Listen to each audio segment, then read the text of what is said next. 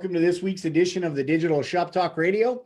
I'm Tom Dorsey. I'm here with Roy Foster from Roy Foster's Automotive in Reno, Nevada.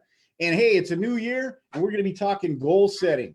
Specifically, how do you set and achieve, because that's the important thing. Anybody can set a goal. How do you achieve the goals that you set using the digital shop and digital shop tools? Roy, welcome back to Digital Shop Talk Radio, buddy. It's great to have you on. Tom, great to be here. How are you doing this morning? Fantastic. Awesome. Yep, almost as good as you. Well, I'm excited for the topic. You know, it's perfect timing to be talking about this. Yeah. Yeah, so great. Yeah, and you're coming out, tomorrow's, well, I guess it's a reception day. It's a kickoff for our digital shop conference. Roy's coming down, and we're going to be talking a lot about goals over the next few days with, we got about 205 people coming out for digital shop conference. And so, this is a good kickoff for that 3 days of intensive goals discussion, right? Because that's great. And like you said, it's a great time, beginning of the year, let's make 2020 the best ever. And it starts with setting down solid goals. So tell the audience a little bit, Roy, what's your process? What is it looking like? What's the big picture for Roy's Automotive, Roy Foster's Automotive this year? And how'd you go about kind of putting that on paper? Yeah, so I think having a vision, and business owners, we should have like a vision statement, a mission statement. We should have our core values. We should have those documented so our employees have an idea where we're going. And I especially think for the employees and for the goal setting, the vision statement and just having a vision. I was telling Tom before we went on air, it's snowing here this morning. On my way to work coming down I-80, there's this lady next to me and her windshield is completely covered in mud. And obviously her wipers and washers aren't working. And she's driving into the sun and she's like hunched down trying to see through this little clean spot on the windshield. This is a lady with no vision, right? We don't want to be that, right? We just don't want to be muddling our way through. We got to have a clear vision. We got to know where we want to be. And I think it needs to be aggressive too, right? We don't, we got to set the bar high for ourselves, Well, so some of my thoughts, I want to reflect back on what we did last year. Last year was fantastic.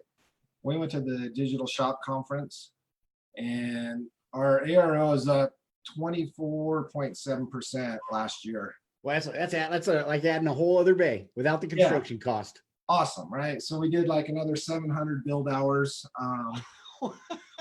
It's awesome. So, I'm really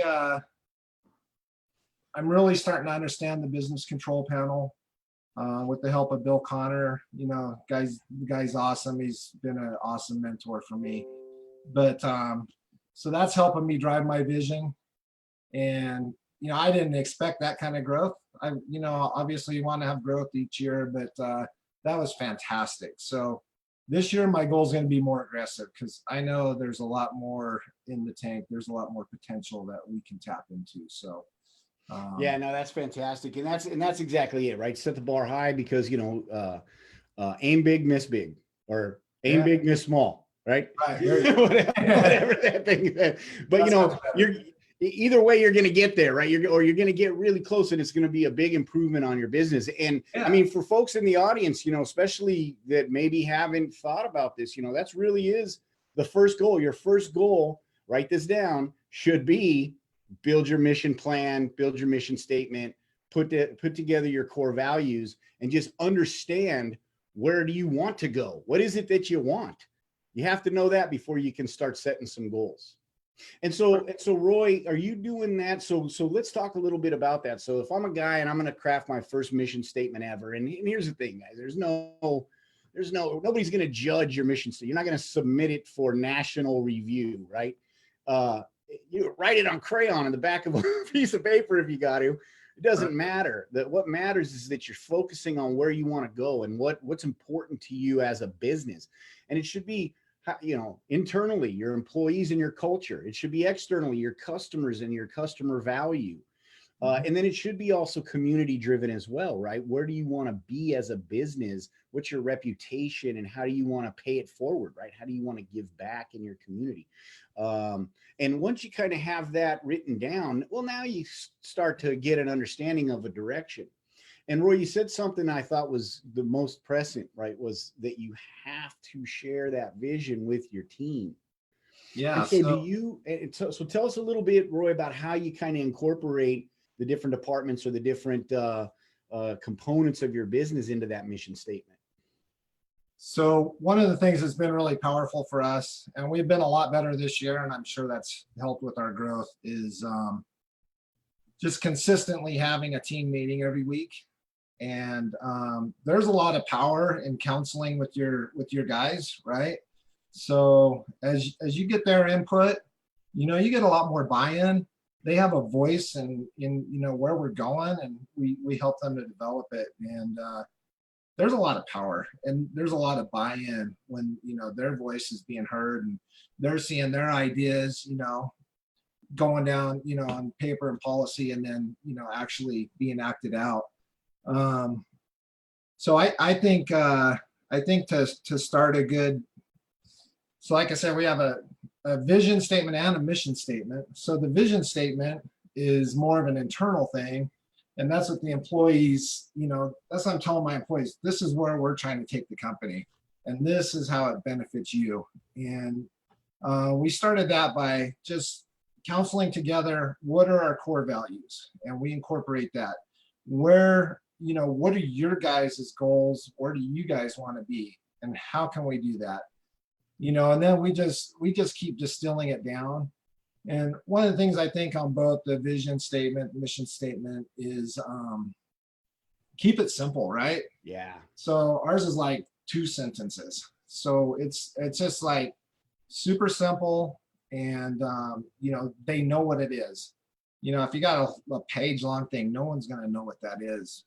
But I think it's good. It's top of mind for them, so they're thinking about it, and they know that I'm invested in them. And part of my vision includes them, lifting them up and helping them succeed, and knowing what their goals are and helping them achieve their goals, and trying to align mine so that they can achieve their goals. So yeah, that's fun too, right? It's I want to see my guys succeed. Yeah. I've had employees with me for almost 30 years, one guy. Wow. So we got a lot of loyalty. Just all my guys have been here a long time, no turnover, everybody's happy working here. And I think it's largely because they know I'm invested in them and I care about them and their families. And so yeah, and you hit on something that was really important, right? And it is the holding your team meetings, and just getting together every week, or a couple times a week, whatever works best for your operation. And even if you're just saying, how's it going, it means a lot to people. It's hard as an owner, and it's probably been a long time since you punched a card, since you punched the time clock, and you got to put yourself back in those shoes and remember what it was like to be that low guy on the totem pole, or the new guy, the green guy, and coming into a place and wanting to do your best. If you tell people what the best means, they'll get there.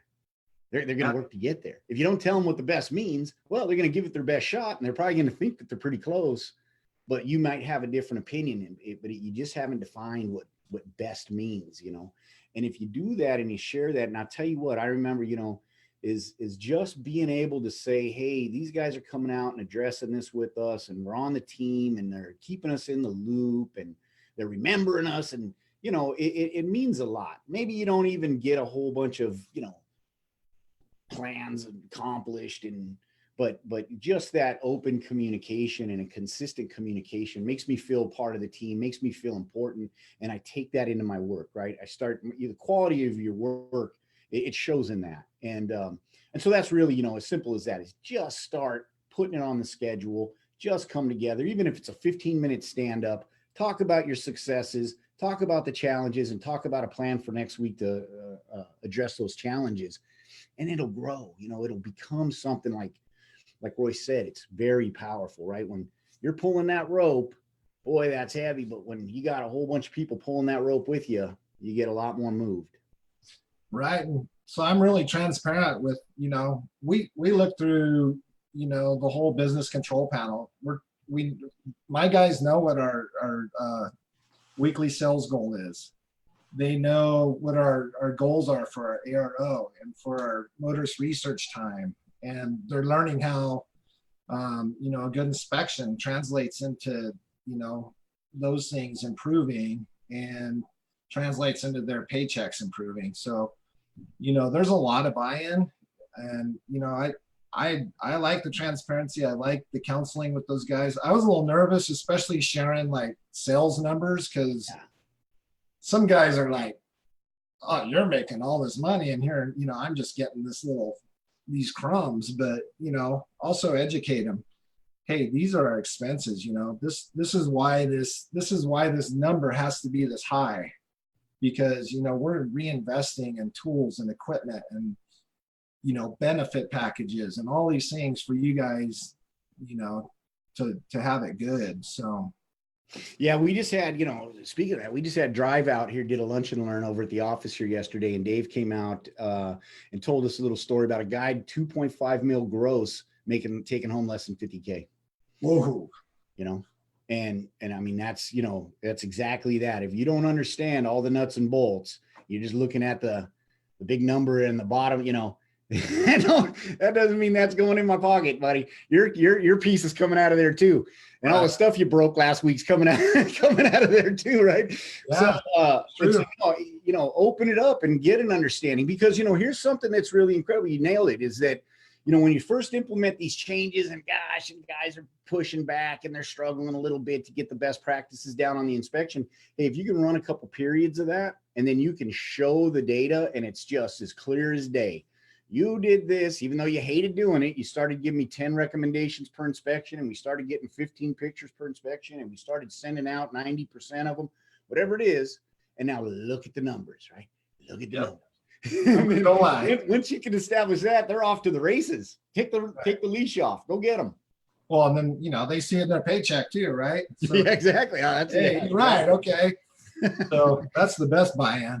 Yeah, that's what you can tell them. You say, how I got to this big numbers? I did all this stuff that I'm telling you to do, and then over time, that's how I get there, and that's how you'll get there too. Exactly. Pay attention, follow the protocol. Yep. So, yeah, I think so. As a company, I'm going to set some aggressive goals this year. I got a big goal for our annual sales and for the net.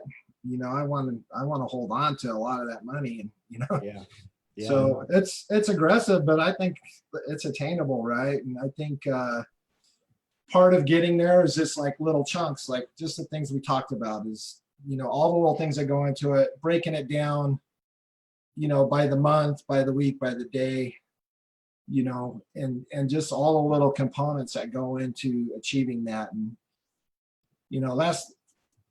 last summer, I've got some teenage boys, and they wanted to go climb Mount Whitney. I don't know if you guys know Mount Whitney. It's the tallest in the continent. So like, yeah, okay. And preceding that, it was 50 miles, right? And we've got heavy packs. And I thought, man, I'm fit. Luckily, I did all the work ahead of time to achieve the goal. So I was hiking every weekend. And I made it. I summited, but it was freaking hard, man. I'm old. I realized at that point I'm getting old. The air gets thin up there. But my point is just the preparation and stuff to that. The little hikes, just putting a little in and having my focus on that goal. I was able to do it. It was a really hard thing, but I was able to achieve it. And it was really cool to be up there with my boys and kind of a role reversal.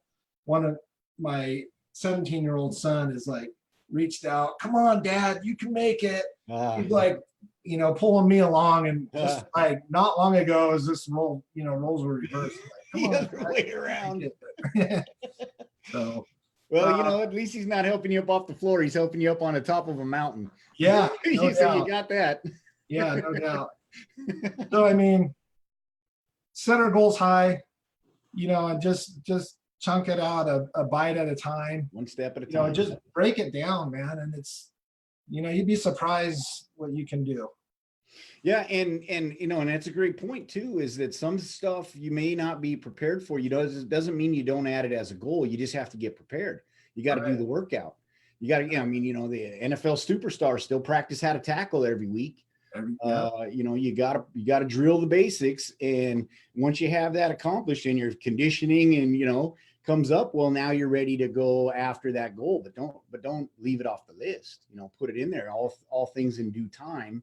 And now you've got some short-term stuff that you can take action on today. You got some midterm stuff that you're working towards. And then you got your longer term stuff where you might have to get developed, and you might, maybe it's open up another location or something like that to get to this big number. I want to do 10 mil. Well, that's going to take you some multi-locations, and that ain't going to happen tomorrow, but it doesn't mean you don't have the path already carved out in the direction, and you work every day towards it. Right. And share it with your crew. Like Roy was saying, because they'll help you get there. They want to be successful too. There's good stuff coming in their future if they help make everything successful. They're my vehicle, right? I can't do it. I got to have them on board. Otherwise it ain't going to happen. Yeah. So, and write it down, focus on it. The things we focus on are the things we give power to. And it's so much of it's just mental, getting out of our own way and just making it happen. It's a dream until it's on paper, right? Once you put it on paper, now it's tangible. You can fold it up and put it in your pocket. Even better, stencil it on the wall in your shop. Maybe even like your mission statement, just stencil that thing right up on the wall, right? Because now it's top of mind and we're living it. We're living it. And you know what? I mean, it ain't going to hurt if the customers see out into the bays and say, wow, these people live by principles. And that's not a bad business to do, bad folks to do business with. Exactly. Yeah. We have a plan, right? Yeah. Yeah. So let's talk a little bit about how do we chunk that up? So I would imagine it sounds like you've got the big, the shop goals and the team goals, but then you have individual goals as well. Do you leave that up to the individuals to come up and say, hey, you know what, I want you to average, X amount of dollars a week in sales. How are you going to get there? And then they go in and they say, well, that means I got to do this much work and this much build hours completed. And that means I got to get in here at 7 a.m. and I got to stay till 5, right? They got to start putting that together on their own. Right. Absolutely. So yeah, they've got to have their goals, right? And then we got to help them, to see how to accomplish it. And, I'll just go back to the business control panel is an amazing tool. Yeah. When a year ago I was overwhelmed. I couldn't even find the thing, right? I'm just like, I was floundering. So it's been a great help, and just, constantly focusing on that. And, there's so much you can do. I'm sure I'm just scratching the surface, but it's a fantastic tool. And as we share it with our teams, that, we're just focused on one little thing each week, usually, sometimes a couple, but we're moving things along. We're achieving our goals and incrementally just kind of raising them up. So yeah, that's why I said, this year I've got some lofty goals, but I'm confident that, as we focus on those as a team, that we'll make it. That's awesome. That's all it takes, right? Yeah. Planning the will to get there. Right. Where there's a will, there's a way. Yeah. And so for folks that are unfamiliar with the BCP, the Business Control Panel, it's a metrics tool that we provide, and it's a little bit more than just say what a standard dashboard would be, right? Yeah, it's got metrics. You can go in and see what your ARO is, but the important thing, and I think what Roy is alluding to, is that it shows behavior and it shows the relevance between behaviors, right? That's the most important thing. So if I start to do more inspections, well, then I should see a corresponding increase in sales, right? Because we're doing more inspections, we're finding more work. If we don't, well, then we can easily target, well, the tech did the inspection. We can look and say, did he do it right? Was he just taking pictures of the moon, or was he, and then from there, once we're confident that we audit that inspection, that Well, it's probably a breakdown somewhere in the sales process. So we can now focus in at the front counter. We can poll the customer. We can look at the process. We can, observe, and we can find and identify areas that need improvement, make those improvements. And then we just kind of lean back and watch that business control panel, and we should see the needle move in the right direction. And if it is, we crank the throttle and do more of it. And if it's not, well, we drill down. We haven't got to the root of the problem. And that's really the power of the business control panel, is it allows you to find the root causes, not the gut feeling, not my opinion, the real root cause, address it, fix it, and then move the needle, right? And then you just keep kind of taking those one at a time, fixing those little efficiencies in the business and training. And then, you're cooking with a full tank of gas there. Yeah, exactly. Right. We fix that one little thing, and these guys are, they figure it out. And then we find the next metric that's going to help. And, we focus on that. And there's always a correlation between that and, what we're trying to achieve. I mean, take motorist research time, if the customers are looking at the thing for maybe 60 seconds, that's probably not really effective. Right. So what are we doing wrong? Or, then we can drill down, right? We have all the data. We can look at each tech. We can see how many pictures are taken. We can see how many recommendations. We can see if their pictures are any good or not. And then we can go back and we can show them and teach them, how to do a proper inspection. And we can drive that up. And then as we drive that up, they see their hours billed go up. Our ARO goes up. Everything. Is just a direct correlation. And with all the data the tablets produce, it's amazing. I did just serve 2 years on the Napa Auto Care Council. And oh yeah, yep. I think they said like only 450 out of almost 18,000 auto care centers do digital inspections. That's mind-boggling to me. Yeah, isn't that something? It's like the most powerful tool we have, right? I mean, especially now, because the market's changing, right? The work that you're doing is changing. The individual components are lasting longer, or you got to have special permission to even access, the data from the OEM. And so you really have to kind of focus in on finding the maintenance and the preventative stuff and having a process there. And anybody who's not doing digital inspections, I mean, you're about to get run over by the bus. I mean, that's how people want to communicate now. They want to communicate digitally. They don't want me calling on the phone and saying, "Oh, you need this and that."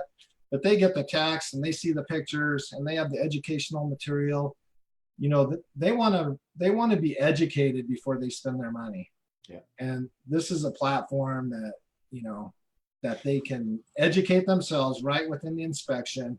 They don't have to go out and Google or do anything like that. We give them the information and the tools they need to understand, hey, we're not just blowing smoke.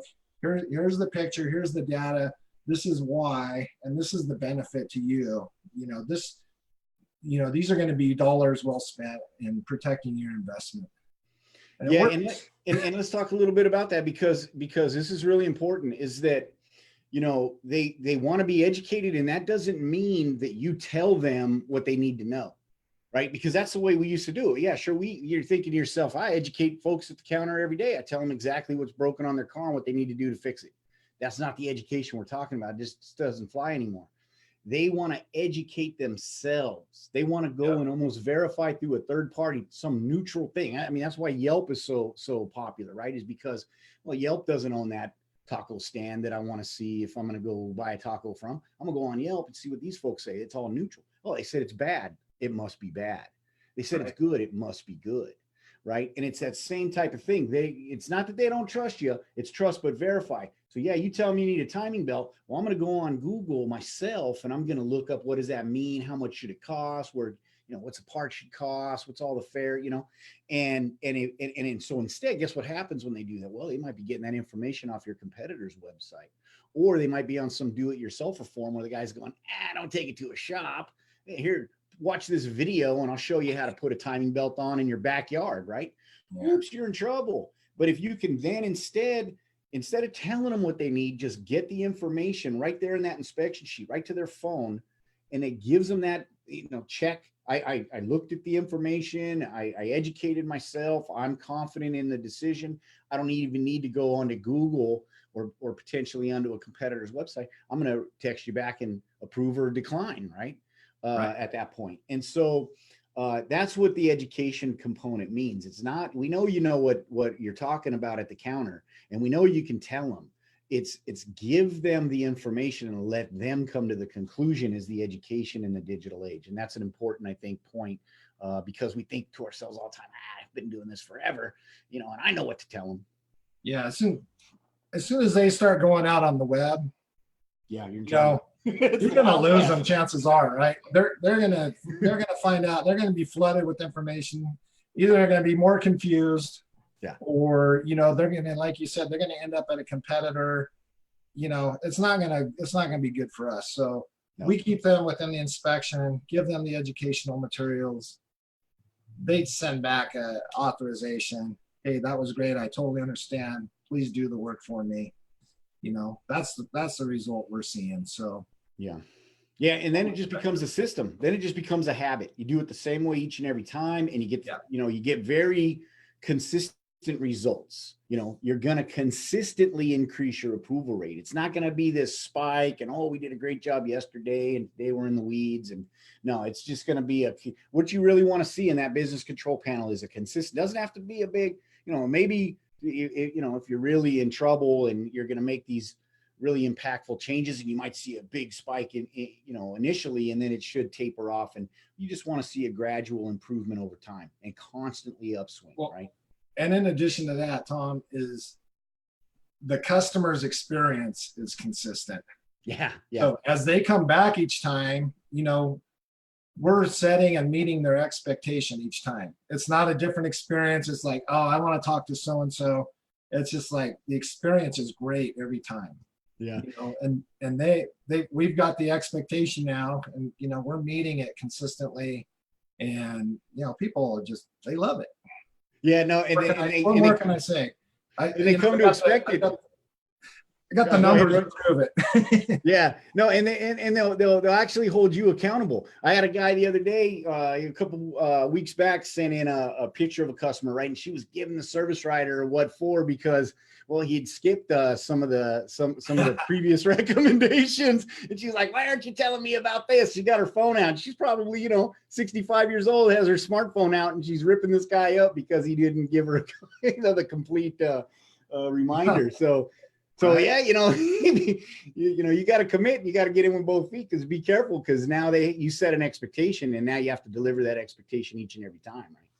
And then I'll go back to 450 out of almost 18,000.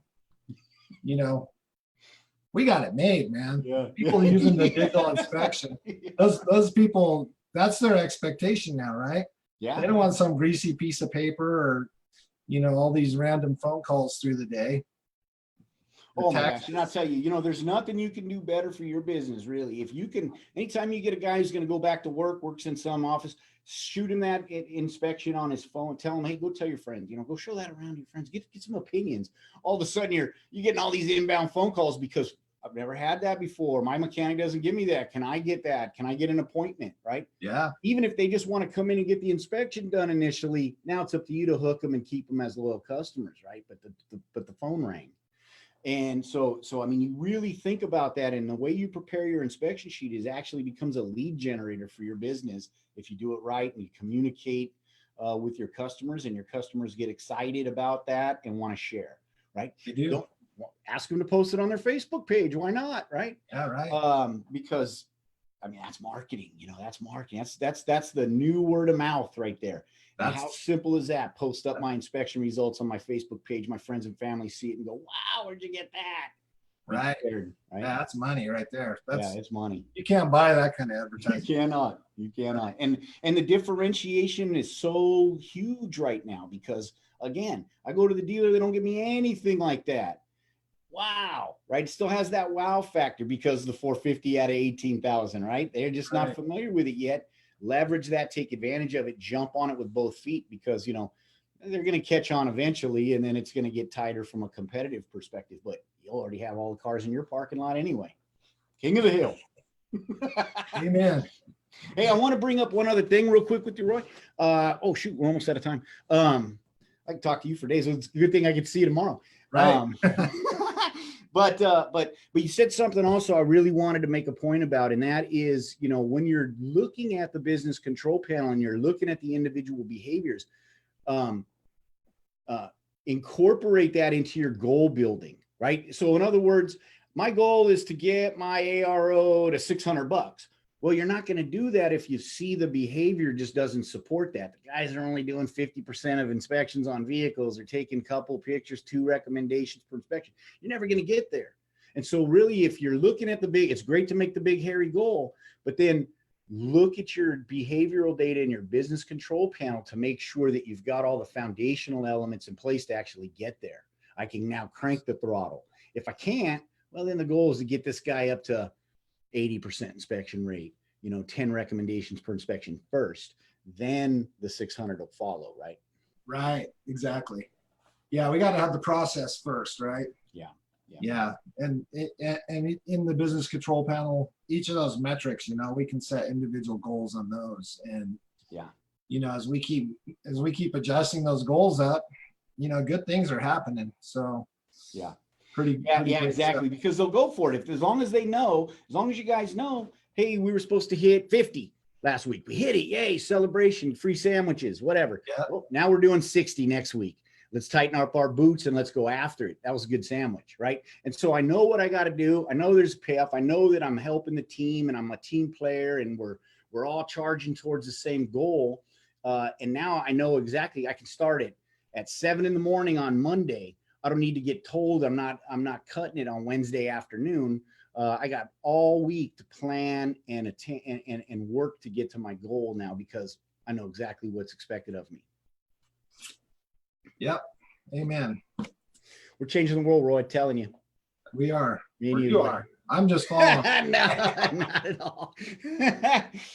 Well, hey, so, you know, travel safe coming down tomorrow. I'm really looking forward to seeing you down in Marina Del Rey. We're going to have another, you know, we got a big turnout this year. I think we're probably 50, 70% more folks coming out this year than last year.